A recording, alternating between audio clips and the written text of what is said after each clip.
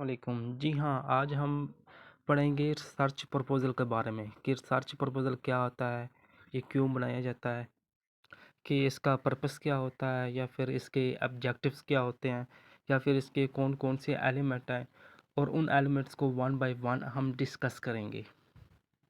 और एक अच्छा रिसर्च प्रपोज़ल कैसे लिखा जा सकता है।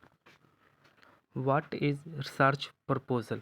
रिसर्च प्रपोज़ल एक स्ट्रक्चरल और फॉर्मल डॉक्यूमेंट्स होता है जो कि हमें बताता है कि आपका प्लान क्या है और आपने क्या करना है और किस चीज़ पे आपने रिसर्च करनी है।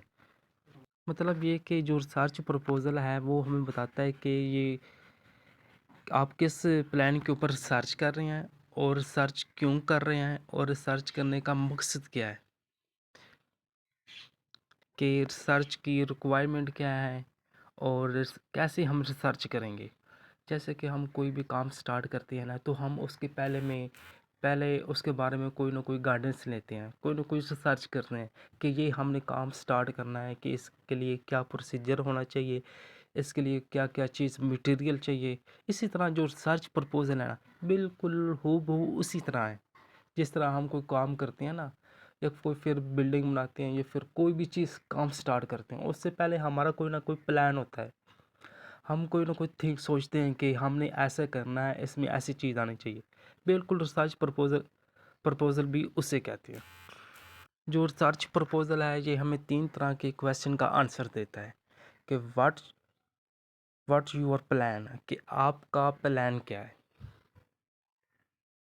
कि आप किस टॉपिक पे रिसर्च करना चाह रहे हैं।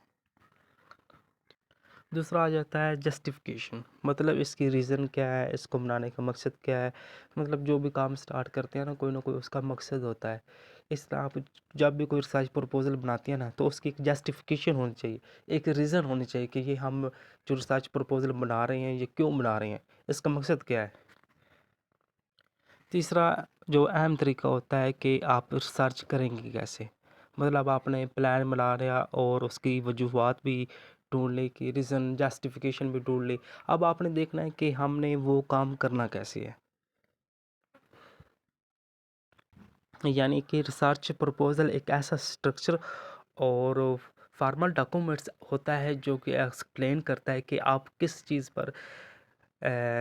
पर आप फोकस कर रहे हैं, किस चीज़ पर आप प्लान कर रहे हैं और इसकी जस्टिफिकेशन क्या है और इसका पर्पस क्या है,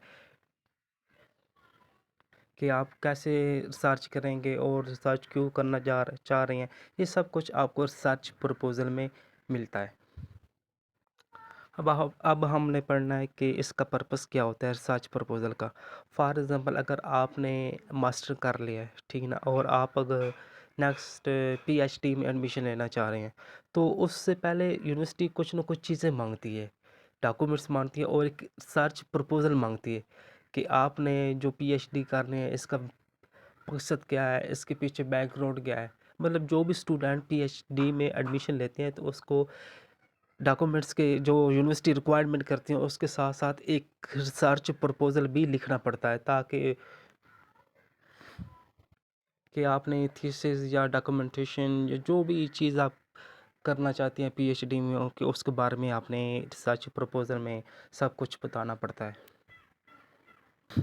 और उसके बाद हम जब जॉब के लिए अप्लाई करते हैं तो उसके लिए भी हमें रिसर्च प्रपोज़ल की ज़रूरत पड़ती है, क्योंकि बाज़ औक़ात ऐसा ही होता है कि वो जब हम इंटरव्यू देते हैं तो वो पूछते हैं कि आप ये जॉब क्यों करना चाहते हैं या फिर इसका मकसद क्या है, ठीक है ना। तो उसके लिए हमें पहले से कोई ना कोई प्लान होना चाहिए कि ये जॉब्स है, ये जो नौकरी है मैं क्यों कर रहा हूँ।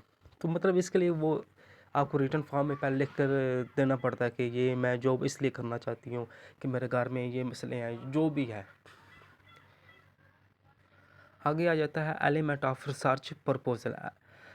रिसर्च प्रपोज़ल के एलिमेंट क्या हैं। सबसे जो पहला एलिमेंट है वो है टाइटल। जो फर्स्ट एलिमेंट होता है वो हमारे पास टाइटल या फिर होता है कोई ना कोई टॉपिक होता है, ठीक ना।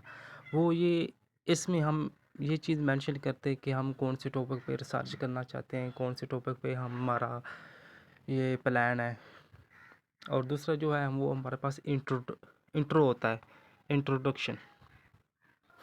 और सॉरी इसके बाद जो है ना टाइटल क्यों होना चाहिए, ये ब्रीफ नहीं होना चाहिए इतना। सॉरी, ये ब्रीफ होना चाहिए बट लेंथ नहीं होना चाहिए।